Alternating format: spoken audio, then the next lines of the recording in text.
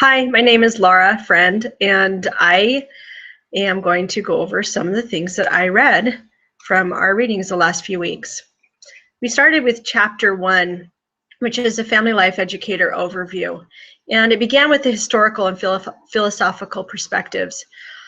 I actually remember reading this chapter in my Family 150 class and feel that this chapter is used as a foundation for the entire Marriage and Family Studies program at BYU Idaho. It serves as a great springboard and sets the foundation of what we're doing here in this program.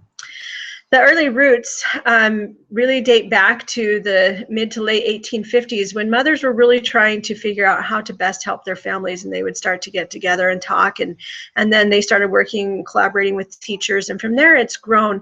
One of the things I wanted to touch on was the Cooperative Extension Program, and the purpose of these programs are to educate people about family life education, and part of that is land-grant universities were set up back in about 1914. And these are state universities. The closest to one that I live near is in Eugene, Oregon. And the purpose is to help families by providing practical education to them in an effort to alleviate family issues and provide resources for support. And so it began where they would be teaching agricultural things and also then incorporating home economics and those things that are important for families. There's several approaches to family life education that we read about: the expert approach, the facilitator, the critical inquirer, the collaborator, and the interventionist, and the eclectic approach. I wanted to touch on the collaborator approach. This is the one I identify the most with. Both the instructor and the student have valuable insights about material being taught. And this is something that I actually have used before.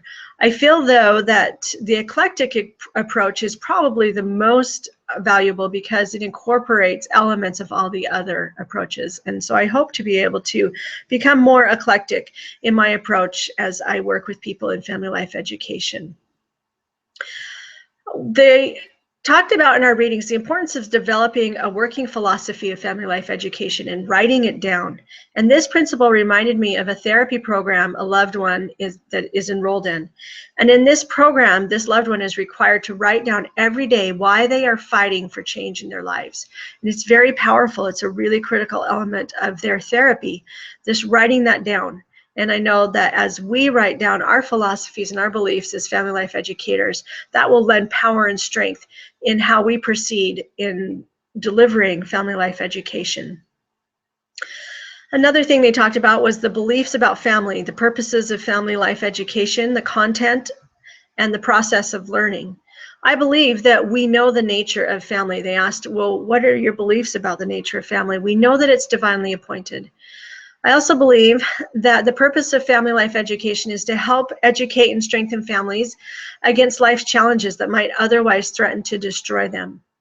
I believe that the content should be scholarly based because it lends credibility to FLE programs, it ensures correct principles are taught, and it also relieves family life educators of the burden of proof. Sound research is hard to dispute. I believe that the process of learning is best accomplished in a full family group so the principles taught can be incorporated together and everyone in the family is on the same page. This moves us to chapter 2, and the focus of chapter 2 was designing family life education programs. The focus is on prevention, not on counseling. There's 3 levels of prevention: primary, secondary, and tertiary. And I identified primarily with primary. This helps families strengthen relationships before serious issues develop. The secondary is helping families already at risk from developing more serious issues. And tertiary is for families already facing severe challenges and they need therapy in addition to that. And I doubt that I will get into that very much unless I go on and get my master's. This takes us to prevention education models. And these models incorporate content, instructional process, implementation process, and evaluation. This is the format that I'm following for my family relations program for our class. In order to be successful in my family relations program, I must do appropriate research, develop sound lesson plans, meet my participants' needs, and evaluate if the program helped the participant. And so there's 5 stages for effective programs. The first is problem analysis, which I'm currently doing with my partner. We're going to be meeting with our first participant, and we're going to find out what some of the issues that she's facing and things that she'd like more education on. Program design, that's something that we have to turn in by the end of this week, how we're going to set up and structure our program. Pilot testing, advanced testing, and dissemination. So if I follow these stages, I will develop a successful family relations program.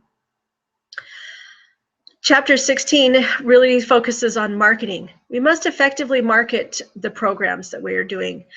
I had experience with this. I was a teacher at Portland's Regional Music Workshop, and I wasn't in charge of the marketing, but for a long time it was not very successful until committee members had participants fill out surveys about what classes they wanted.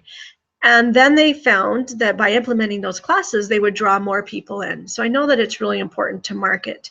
However, this same workshop committee could do better about marketing and answering the question, what's in it for me? A lot of people don't see, well, why do I need to go to a music class? What's in it for me? And if they could answer that, I feel that they would draw more people in. So we need to be careful about that as family life educators. Publix is part of it as well. Publix means the appeal to secondary target audiences like TV stations, newspapers, community bulletins. Also crafting marketing messages to foster change. We read about John and Janet and how they were newlywed, or they were going to be married, and there was a history of divorce on both sides of their family, and so they took us through step by step, helping these two be convinced why they needed to go to marital education classes. In our church, I find it interesting that both the young men and young women's programs already cover these things that they talked about: risks, consequences, investments in time and effort, benefits versus cost, attitudes about behavior, self-efficacy, adoption of strong values systems, and LDS social norms. And all of these things just help set our youth up for success later in life. In chapter 18, we read about improving family life education practices. And one of the things we read about was professionalization. And this reminded me of the blank look I get when I tell people my major. I have to explain to them what it is and what I'll do with it when I graduate. And it just makes me realize over and over again how this field really is, it's needs a higher level of professionalization so that people recognize what it is when you say it and realize the great need that there is for it. This led me to ask the question, how can I be more proactive about my work? And I wrote down that I wanted to follow suggestions in the readings to educate employers about family life education. I want to find out company programs in the area for supporting family life education amongst employees and try and partner with those companies. I would like to partner with family life educators in the area to market and host classes for the community at local schools or community centers. And I want to contact legislators about local policies affecting families. Another way I could be proactive is reaching diverse and underserved audiences. I live in a very diverse area, and there's many differing views on what families are, and I need to make sure I'm educated about what my audiences perceive makes a family and some of their views so that I can be sensitive to those needs when delivering family life education. In Appendix A, they went over several principles. And I would just like to touch on 6 principles of family life education. The first was empathy, and it made me think of a life therapy session that I viewed in my Family 360 class. Brother Higgins showed great empathy for a 17-year-old young man, and everyone who viewed it in my group was surprised at what that did for that young man. It really helped him, by the end of the session, relax and feel more connected to his family. Agency. This follows our beliefs about agency. We know that we can choose how we respond, and we need to respect the agency of others. The principle of momentum. Many church leaders have spoken about the choices that we make affecting others in our families. They can either build momentum or destroy it. Integrity. I teach this on a daily basis. I often remind my kids that they need to keep their word, stand by their word, or other people will not trust them. Chaos. This one made me think of Brother Gardner's video from a Family 400 class. 4 people were put in a large Lycra tube and instructed to move away from each other and then toward each other. And so they were doing this motion, and then they got faster and faster at it. And of course, that resulted in some chaos. And the point was, things are not always going to be perfect in families, and we need to remember that as family life educators. And the last one was legacy. This made me think of a scripture. Christ said, "Whosoever shall save his life shall lose it, and whosoever shall lose his life for my sake shall save it."